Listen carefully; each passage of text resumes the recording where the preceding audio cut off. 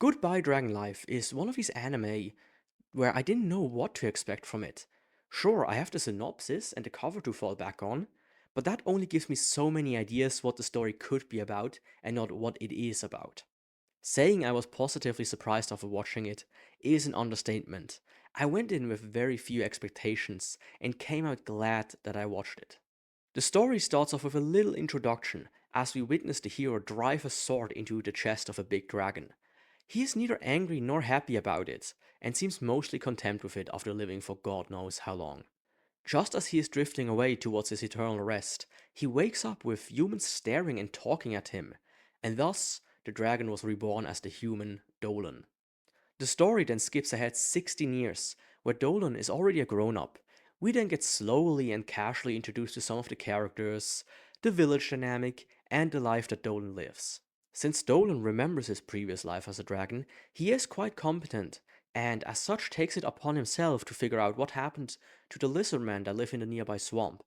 This is where he encounters Selina the lamia, and according to lamia customs, Selina is on a journey to find a husband. But this has been proven difficult, as not only are bodily fluids of a lamia poisonous, but they are feared monsters, even though Selina is this cute. This is then proven quite quickly, as we see a bunch of humans flee in terror the second they see that Selina has the lower body of a snake. But you know who isn't feared? Minotaur Woman. I wonder why though. Oh, I think I get it. Selena doesn't have it this easy. I mean, have you ever heard of snake milk before? But don't worry, Dolan has a plan to make her look good in the eyes of the villagers by having her save him from a monster. There is one tiny problem, however. If the goddess does not approve of Selena, then she gets executed anyways. But Dolan is lucky here once again, as when he used to be a dragon, he was actually friends with the goddess, and everything just works out. I think from this you can glean that Goodbye Dragon Life is more of a light-hearted fantasy story. It doesn't, however, shy away from some action, but the focus is still on the interpersonal connections and the struggles that Selena faces. I do think the way the story progresses from this point on is almost refreshing compared to some of the stuff I've been watching recently. But not only that, I can say with all honesty that the story hooked me from the first episode on, and it never really had any low points that made me want to take a break. If I had the time, I would have binged this anime with no problem. With that being said, I do think there are a lot of plot points that are being set up, or teased at least, that never get resolved by the end. Some of these I've noticed more while gathering screenshots for this review, such as Dolan having the same eyes as the hero who killed him, or a scene in the beginning where Dolan meets Christina comes into a new context when you have watched the last few episodes. The story is at times almost too relaxed for its own good, and it's very clear that a second season is needed. Also, getting back to the milk really quick, I do think it is kinda strange how much the husband wants to share his wife's milk. But I also think it adds to the world, since they never made a huge deal about the source of it. I just hope that minotaurs don't work like cows, or most mammals, seeing how the daughter gets in on the action. By the end, I enjoyed the story for what it is, but I can see how it's not for everybody. What also helped to elevate the story is the designs of the characters in the world. Dolan and most of the villagers looked pretty unassuming for the most part, but they never felt out of place. And once Selena entered the picture, I was even more convinced of that.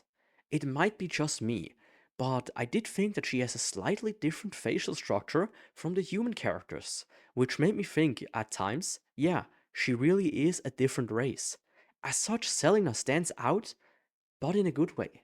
My only real gripe with the designs is when it comes to the villains.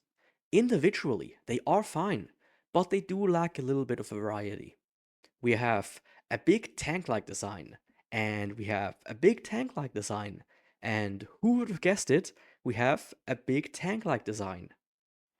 It's not bad, but a wider spectrum would have been appreciated. Consistency is the name of the game, however, since the animation itself was never groundbreaking, but pretty consistent throughout. There weren't many moments where I thought that it was suffering in quality. At some points even I thought it did some really neat things by adding smaller details like Selina's tail wiggling when she was happy or flustered. That is not to say that everything was perfect. The animators had a very clear grudge against horses and carriages. Every time you saw them from the outside, they were clearly in CGI, and from the inside, they looked way larger than they should have been. Staying on the CGI, there are also the ants that are encountered later on in the show that look pretty bad, but can almost be excused as intentional since they are a foreign entity to the world.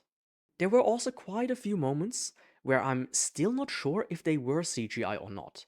One moment where I'm almost sure though is when Dolan wakes up as a baby, as the art style immediately reminded me of Valkyria Chronicles. But honestly, I was only bothered by the horses. Everything else was pretty good. What didn't bother me though is the music. It was a classic fantasy style score that fit perfectly into the anime. Added to that, there was one track which I would consider the main theme, and for some reason, it gave me slight vibes of the Shire from Lord of the Rings. And while we are on the topic of vibes, the opening, both with its animation and its song Together Forever, gave me vibes of openings from the early 2010s. But this is more of a personal feeling without any backing. Then the ending is a more somber song that slowly eases you out of the episode with a simple but still somewhat beautiful animation. I enjoyed both, but after 3 or so episodes, I wouldn't have mind skipping them. And this already brings me to the pros and cons. As for the pros, it has a lighthearted but fun story that doesn't have any clear dips in quality. It has consistent animation with some nice details here and there, and a musical score fitting the vibes. As for the cons, the anime should have been longer to not leave with so much unresolved foreshadowing. Then the clear CGI of the horses and carriages was really immersion breaking at times. And this is not a personal con, but I've seen some people mention that they really didn't like the milk thing. When I started Goodbye Dragon Life, I already knew there was something here, and I hoped that this would prevail up until the end. And you know what? It did.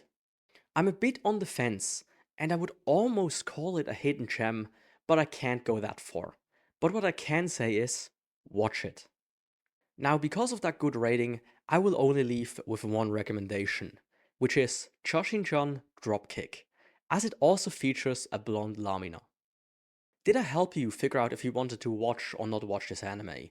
Do you agree or disagree with me? Do you want to recommend another show for me to watch? Just leave a comment down below, and while you're at it, why not subscribe? The lower body of a. This is then proven. This is pro. Mightly.